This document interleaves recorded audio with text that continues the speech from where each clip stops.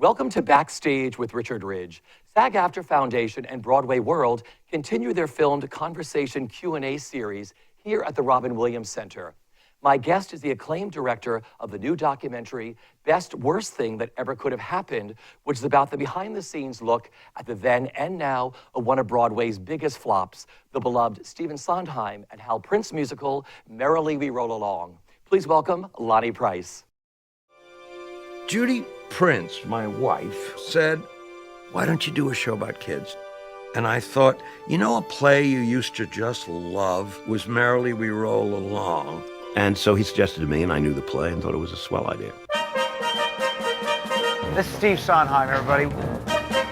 Stephen Sondheim and Hal Prince, they were like, of course, my idols. They were the gods of Broadway. They were one.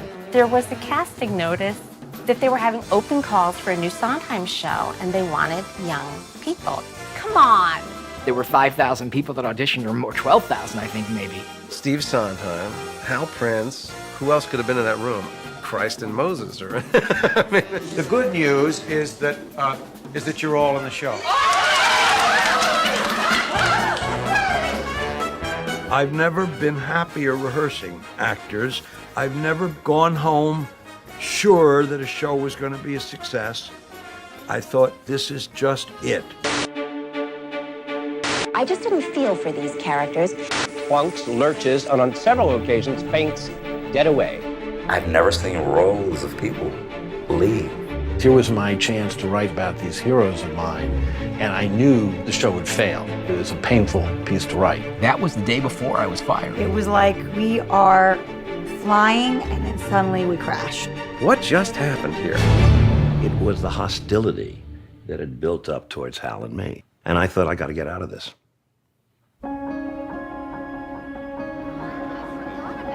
That play was all about those who follow their dreams, those who have just bad breaks, those who have good breaks. And so I would have thought that's the way it's going to work out for all these kids. There's good stuff into there. And it says tryout.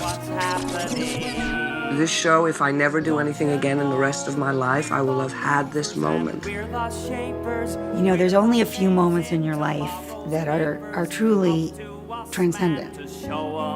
It was one of the better things that ever happened to me.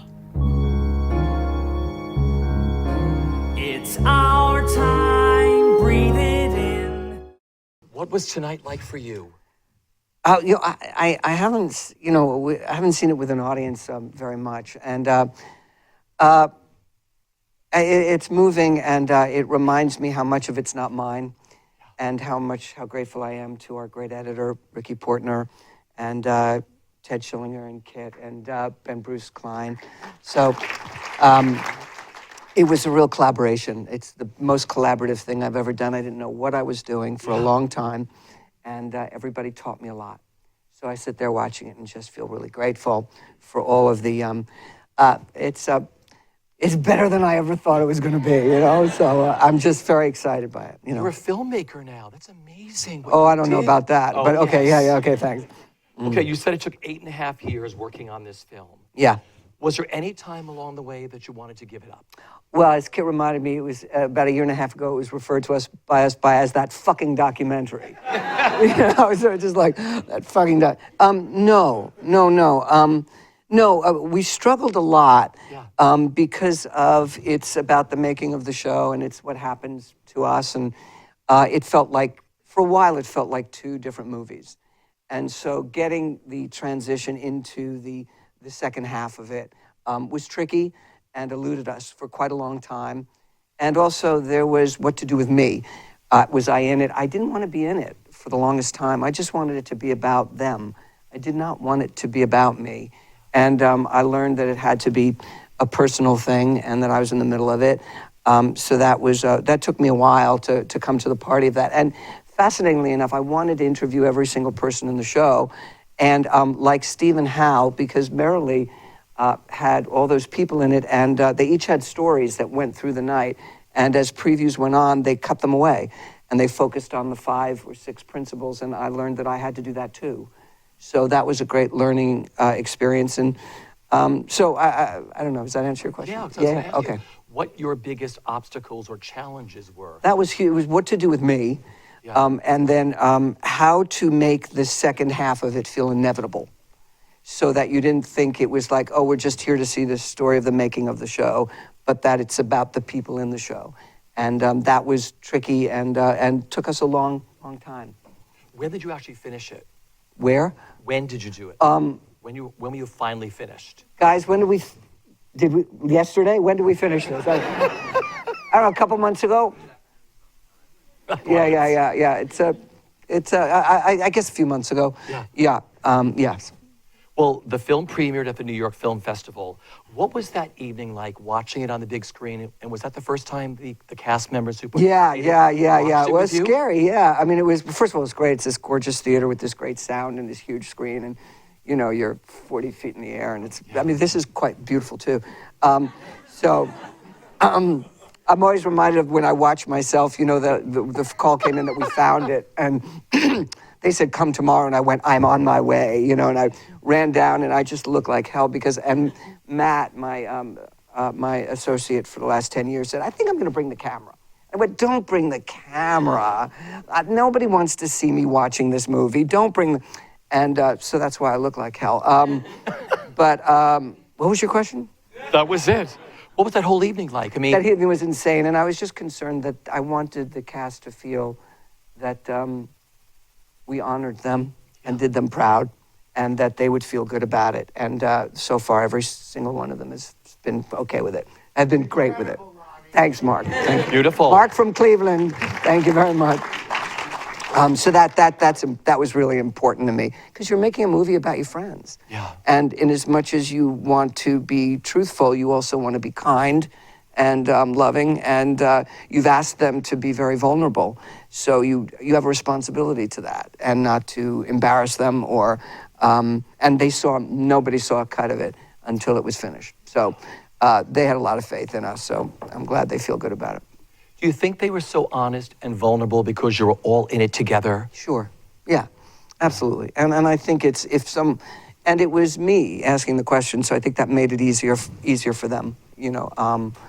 So yeah, I think so, sure. Let's talk about the boxes of original footage. Okay. And how did you finally uncover it? Because you were told it didn't exist anymore, Yeah. right? Well, I've been thinking about them for years. Many years. And when Bruce came on board as producer, you know, I said, gotta find the footage. And we hired this guy who, these people do that, they find footage. And that's all he does. And his name is John Miller Monzon. And we had a meeting with him, and we told him everything. And he said, well, I think there's a 9% chance that this exists. 9, not 10 even, 9. It was not encouraging. But there's something, I just knew it was there. I just had this idea that they didn't throw that away. And the reason why it never got completed, which you might want to know, is ABC Corporation had an investment in the show. They found out after they started filming. And that was a conflict of interest. Today, no one would care. But then we had some scruples, I guess. And so they pulled it, and, oh, hello. They pulled it, and further, they realized also that they would have to pay everybody SAG minimum.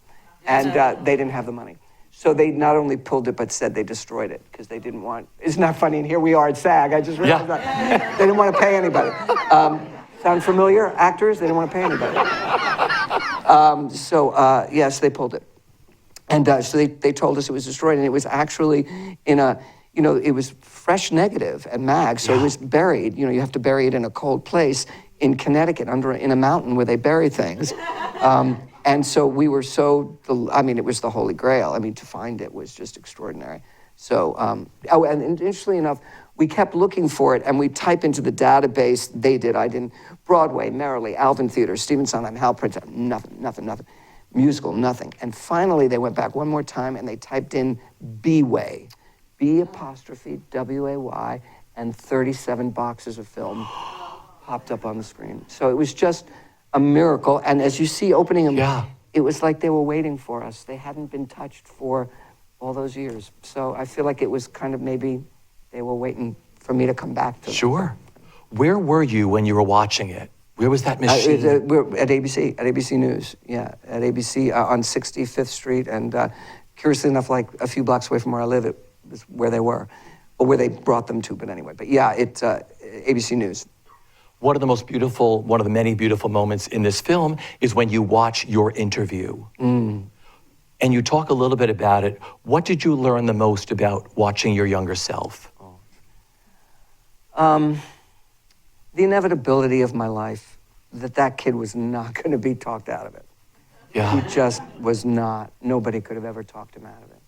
And, you know, you realize the price you've paid for the life you've lived. And my 50s now looking back, which is why I also wanted to make the movie, is, you know, you start to think about your choices and what you pay to hold on to your dreams and what you pay to give them up. And looking at that, I realized I didn't have a choice, actually. That I was so in love with all of it that it was just no wonder. It just was that was what I was going to be, you know. Yeah. Did Hal Prince come to your dressing room the night after you opened? He did. What did he say to you? Oh, it's just beautiful. It's either the night after or it's the night before the night we closed. And I think it was the night after, and he said, I'm sorry I didn't give you a hit. He said, I wanted to. He said, I think I gave you a good show, but I didn't give you a hit, and I'm real sorry about that. Yeah. And that broke my heart, because it was like, the thing is Hal and Steve has felt guilty for 35 years that they disappointed the kids. And the truth is, it was such a gift for us to be doing that. We never ever thought that, and we certainly never blamed them. The amount of work, now that I'm a director of the theater, the amount of work they did in 5 weeks of previews was extraordinary. They just rolled up their sleeves, and they never made us feel responsible for it not working. They were always supportive and wonderful to us. They were really just terrific. So I'm sorry. I hope that the film, finally, I think Hal may be not feeling quite as guilty. Yeah. I hope so, because we loved them and still do, so. Well, look at the reunion concert that you put together. I mean, you brought Sondheim and Prince together. Yeah, yeah. I mean, that was another full circle moment. It was. That was a beautiful moment, them hugging, and that felt like that healed some. And then I hope the film heals a little bit more. Yeah. Yeah. You had like 52 previews before you opened. I think the number's 52. Listening to Steve Sondheim talk about the chaos sounded so exciting. Like when you heard about those things, like he said, in movies, how shows are put together, of like throwing scripts under the door and rewriting and writing new numbers for all of you. What was that time like for you? Oh, it was thrilling and a little scary. I mean, they would do things like, I don't think now as a director I would ever do what they did to us. The one that's sort of a famous story is that we had a turntable, and in opening doors, singing, and I'm pushing the piano with Jimmy, and Annie is pushing a typewriter table with cigarette butts and all. And at one point, Hal goes, "Oh, we don't have time to rehearse it. The turntable's going to go a little faster tonight. Don't worry about it." You don't do that to actors. You really don't. You know, it's like, and we went, oh, okay. And we're opening door, whoa! And it starts to go, and the piano starts to go into the pit. And Paul Gemignani is conducting, trying to save his life. And it was just, and it was horrible. And then the table fell over, and all the cigarette butts fell. And then Jason came on, of course, and looked at us and went, "Why don't you clean up this mess?" Which brought the house down. But I hated him for 30 years because I thought, why don't you pick up the fucking ashes? You know, that would help. Instead of like getting a joke out of it for you, how about helping? P.S. He's a big star, so there you go. He was right. But that was one of the few things where I think they just, you know, they sort of pushed the envelope with us. But also, you're so young, you learn it. Yeah. You just learn it. One time we were doing Old Friends, and they had decided Old Friends had to stop the show. Never stop the show. And we had a huge dance, like a 4-minute dance, and we rehearsed it for days, and, you know, it went in and went out the next night, which was fine. But at one point we were doing, because you're rehearsing the new thing during the day and playing the old one at night. And so we got out there and we started singing, and the three of us had no idea what to do. And we just looked at each other and just laughed, and the band played, and we just stood there because we truly didn't remember which version was in tonight. It was like, is this the new version? I don't know. So there was a little of that, but mostly it was fun, And we knew it was getting better. So we were very heartened that it was getting better. You were one of the most sought-after directors. What did you learn from Hal Prince during that process that you use in your work? Respect. Yeah. Respect for everybody in the building, and that the stage doorman is as important as the writer or the star, and hey Ed, and that is the way you conduct yourself in the theater. Both Steve and Hal, and I hope that that's how I've behaved, because they're right, and that was a wonderful lesson at 15, 16, 21, to watch them work and to see that there was no temperament, and there was never blame, there were never tears, they never made anybody cry, which, as you know, sometimes people do, and they never did. And they just respected everybody. So I would say respect is what I learned from both of them that I hope continue to practice. Yeah. Beautiful. You say you never directed Merrily, We Roll Along, a production. No. What's taking you so long? That's it. Yeah, this is it, right? That's it, yeah. Perfect. I know we have some potential filmmakers in the house tonight, so having just made this beautiful, bittersweet film, what advice would you give them? Gosh, well, you know, I mean, I didn't know anything about this form, and it's a very tricky form, because I'm used to working in a narrative where you're building a story and you have a story. But this is, even though we had a timeline, the show opens and closes and what happens to everybody, you can tell this story in 98,000 different ways, and we did. And we tried every single one of them over a long time. And I actually watched it tonight thinking, I don't know why it's working as well as it is. I mean, I think it's working now, but it's fixing little things. It's like in the theater. You just keep fixing another problem and another problem and another problem, and then somehow all of a sudden it becomes more than the sum of its parts. It's a very hard form. I wouldn't do it again, and I just think it's really hard. Bruce said it's going to be the hardest thing you ever did, and I went, it's not going to be the hardest. 9 years later, it was the hardest thing I ever did, and I really admire people who do it, because you needs an incredible amount of tenacity and patience. And I have a great deal of both of those, but not maybe as much as even you need for this form. Because that was one of my questions. Would you like to tackle another subject and maybe do it again? No.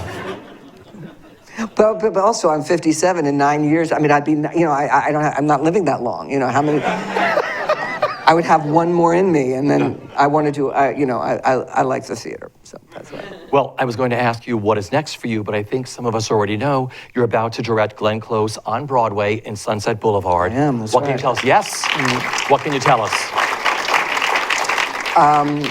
What can I tell you? It's a new production, and it doesn't have a lot of sets, and we're not playing her as, forgive me, as a grotesque, it's a middle-aged woman fighting for her life. In 1950, when the movie came out, Gloria Swanson was 50 and William Holden was 30, and that was a scandal. It's not a scandal today. People have a different way of looking at age and romance, and that's, so it reflects, I think, more of how we view gaps in relationships, and she gets progressively crazier, but she doesn't start out as batshit crazy. She just doesn't. So, and Glenn, wonderful thing about it, Glenn, of course, had played it 20 years ago, and her ability, her willingness to look at it freshly and to say, I don't need to do what I did, what do we want to do now? And that was a great gift to me, because otherwise you're just doing a museum piece, you're just sort of staging what was. So it's quite new, and I'm real proud of it, and I hope you all come to see it. Please come. She's great. She's great. So finally, could you sum up the best part of the experience with this film? No, it's going to sound corny, but I would have to say it's my collaboration with my fellow collaborators, is learning how to collaborate, learning how to not dig your heels in, learning how to listen.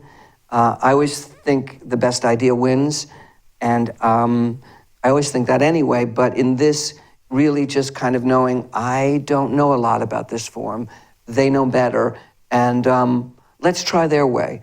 And a lot of times it was right, most times it was right, and then sometimes I was right. I mean, we all, but it was a great collaboration. I just keep thinking, it took a village. Sorry for bringing up that. Yeah. I go there.